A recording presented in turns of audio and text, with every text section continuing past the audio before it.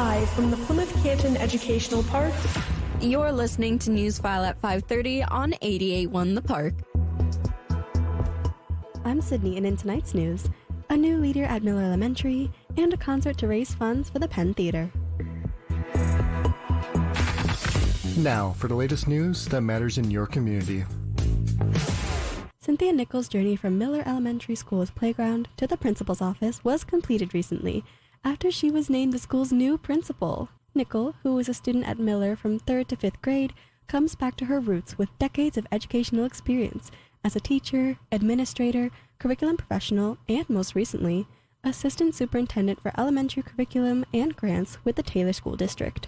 Nichols says leading Miller will allow her to provide students the same meaningful experiences she had as a student. I had such a positive experience when I went to school here at Miller that shaped me as an adult, and I want to now give back those same experiences for our students, knowing that they are supported in all of their ways of learning and program offerings that we have for students. Nichols holds a bachelor's degree in education from Western Michigan. Her postgraduate degrees include a master's from Marygrove College and an ED specialist degree from Wayne State. An evening of music for a good cause is on the way to Plymouth's Penn Theater this fall when they host a fundraising concert featuring jazz artist Chris Plum.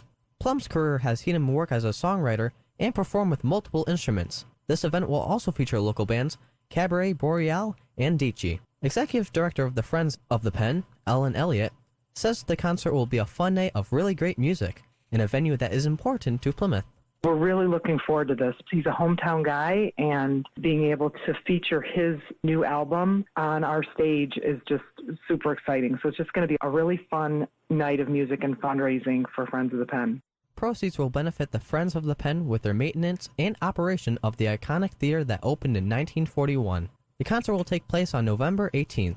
Tickets are available at penntheater.com. The ongoing UAW strike tops our look at world and national news tonight. President Biden is showing his support for UAW members on the picket line in Michigan. Biden told workers on strike they deserve a significant raise and other benefits as automakers like Ford, General Motors, and Stellantis have racked in record profits.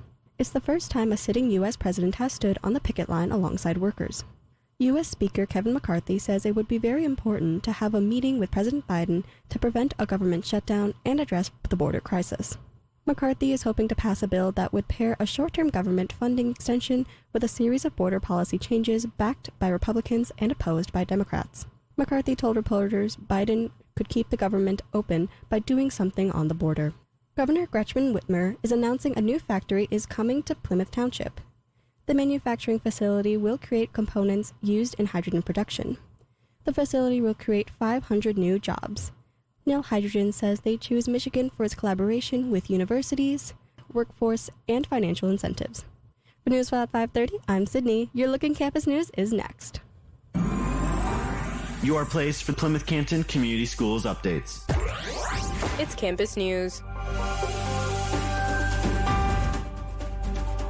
The P-CCS family is mourning the loss of Kristen Hennessy, longtime director of Food and Nutrition Services, who passed away this past weekend. Hennessy's dedication to the well-being of the district students has left a lasting impact on countless families in our community. She will forever be remembered for her compassion, joy, and positive spirit. P-CCS TV is the new home for the district's digital content, offering expanded information and entertainment that's better than ever. Subscribing to P-CCS TV via YouTube will give viewers new ways to interact with the school district with an inside look at the innovative learning going on in classrooms, go behind the scenes with award-winning extracurricular offerings, and catch live-stream sports, concerts, and performances, and reporting from on-site events across the P-CCS community. To subscribe for free, visit P-CCS TV on YouTube. Plymouth Canton Educational Park students can audition to be on the staff of 88.1 The Park, one of the top high school radio stations in the state. Applications are available on 88.1thepark.com and are due on Friday, September 29th. For Campus News, I'm Jonah Kibben. Your Look at Sports is next. Summer's here, and so is the music you love with K-Poppin' on 88.1 The Park. The temperature is rising, and K-pop is turning up the heat with new artists on the scene. Join Anuya, Avni, Akshaya Priya, and Cheyenne on Tuesdays and Wednesdays from 6 to 7 p.m. to catch all the hottest K-pop hits. We'll play the latest chart toppers along with timeless favorites. From heart-pounding anthems to sweet ballads, we've got the perfect blend to satisfy all your K-pop cravings.